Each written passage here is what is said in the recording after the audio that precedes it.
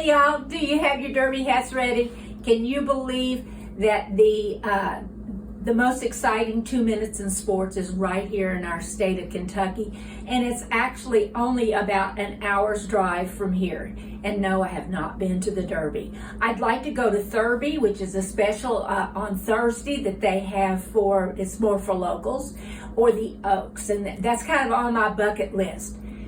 So whether you're going to Derby, whether you're going to have a party, maybe have some friends over, you got to have food. So today I'm going to show you how to make Kentucky's world famous hot brown, and we're going to do a family-friendly mint julep.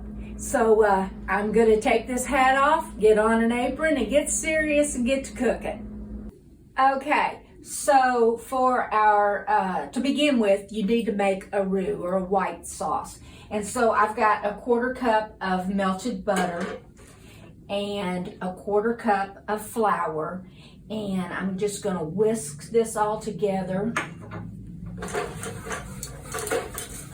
till it gets thickened. Over here.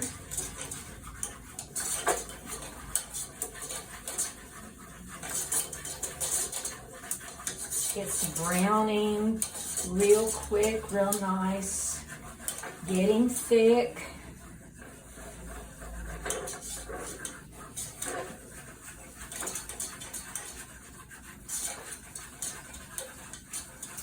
And next we want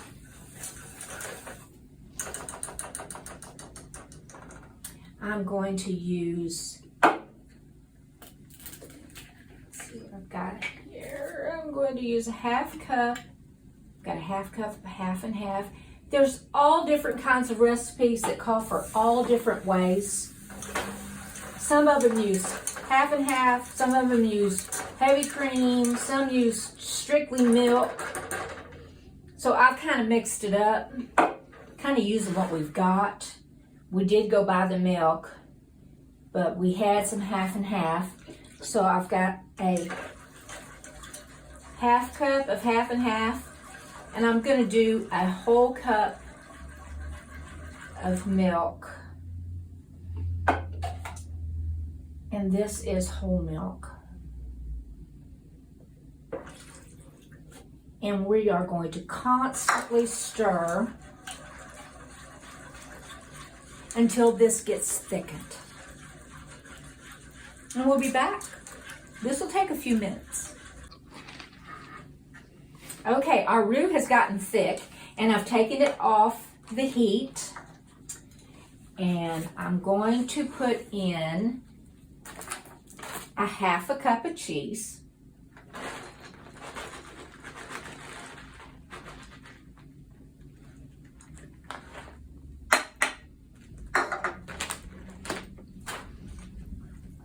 Stir all that goodness in there.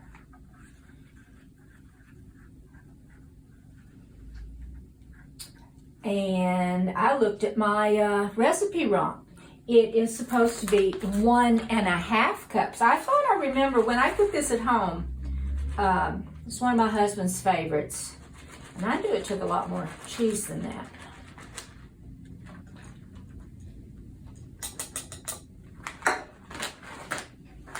All right. That is really thick and juicy. Brown. Okay, guys. So our roux is ready. Well, our sauce is ready.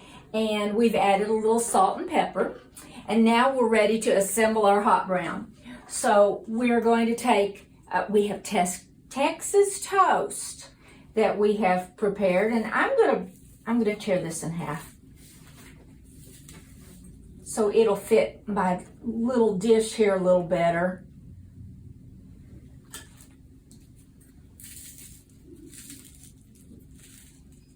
Some recipes say to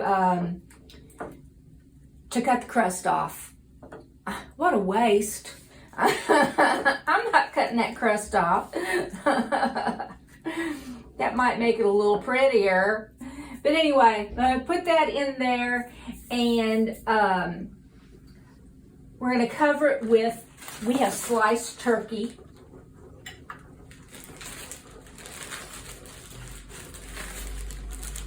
And you know, I think that you can judge as to how much turkey you want on. This says to use 14 ounces of roasted turkey breast. I'm just gonna pause them on. Some recipes call for ham. I wish I had found a recipe that called for ham, but this one says it's a hot brown from the Brown Hotel. But honestly, I think they use ham in theirs. But we're going with what we got here. It's gonna be good, no matter what. It's gonna be good. And then it says to place some tomatoes. We're gonna place some tomato halves in here, or slices. I'm using this size dish because I thought it would be pretty.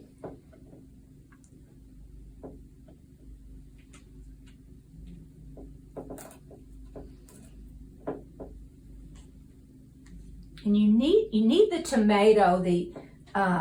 It just kind of adds something, because there's so much. There's just so much cheese. Pour this all over top.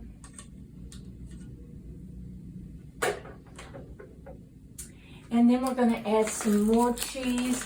This recipe calls for romano. Some recipes call for Parmesan. I found several recipes just calls for all different kinds. I used white cheddar at home, and also this is Parmesan, Romano, and Asiago cheese. And I made a mess, but that's okay. It'll clean up. And we're gonna sprinkle this cheese all over the top.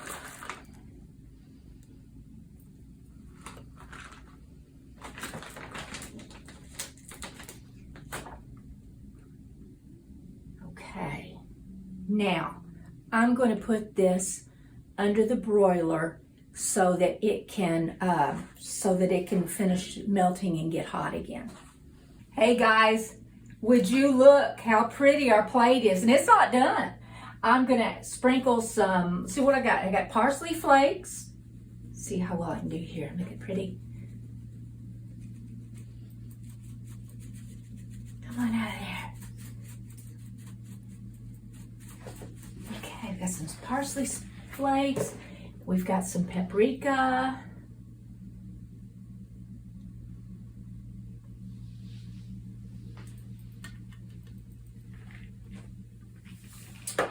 And we've got a couple of crispy slices of toast. Isn't it pretty? Now, I'm going to cut into it. This is supposed to be 2 servings. Now, I know that if you go to a restaurant, like I've been to the Brown Hotel and saw their hot brown. My husband, that's one of his favorites, and it is a huge serving. But I'm gonna just cut a piece, an edge here, and I'm making a mess.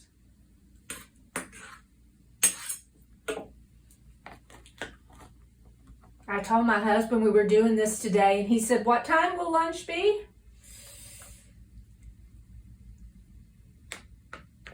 I'm going to get some tomato.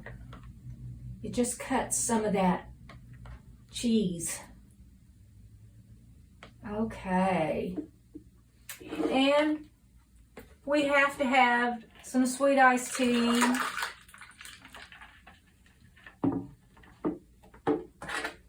Let's see what this tastes like.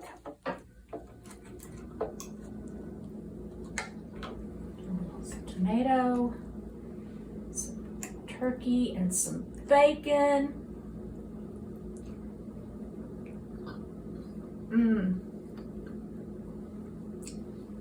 That's pretty good. We'll be back with our faux mint julep in just a moment. It's time to make our faux mint julep. Now, we're going to start by making a simple syrup. And a simple syrup is made with equal parts water and equal parts sugar. I have 2 cups water boiling in my pan here, and I have 2 cups of sugar, and I'm just going to stir this in.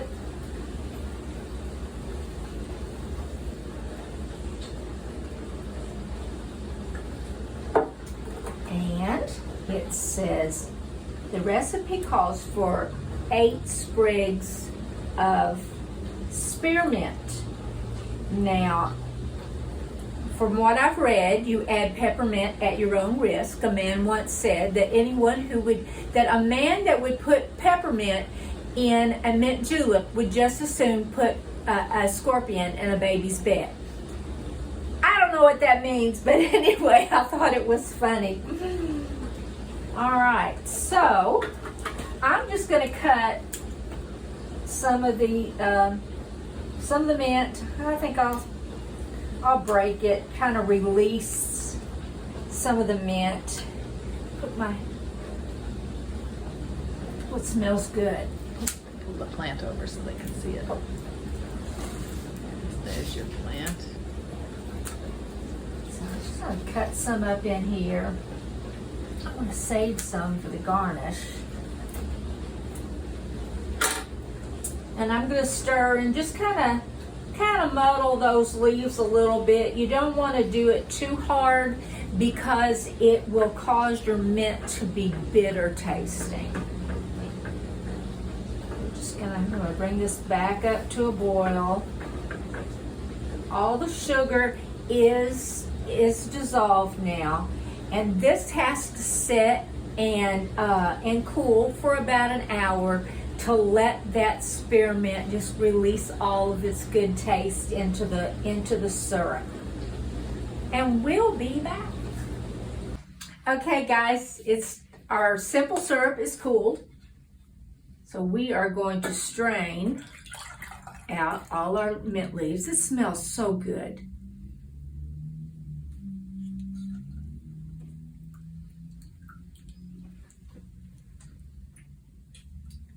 And I'm going to measure out a 1/2 cup of ginger ale.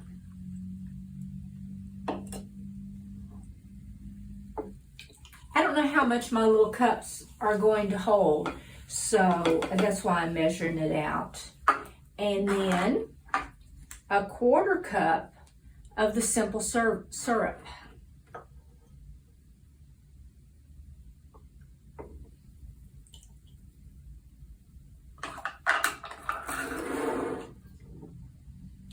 Pour it in over my crushed ice.